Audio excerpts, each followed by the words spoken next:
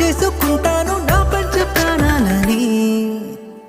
చెల్లెమ్మా నువ్వు పుట్టాకే అన్నలా నేను పుట్టానే, 100 జన్మలు 1000 జన్మలు తోడుగా నీకు ఉంటానే.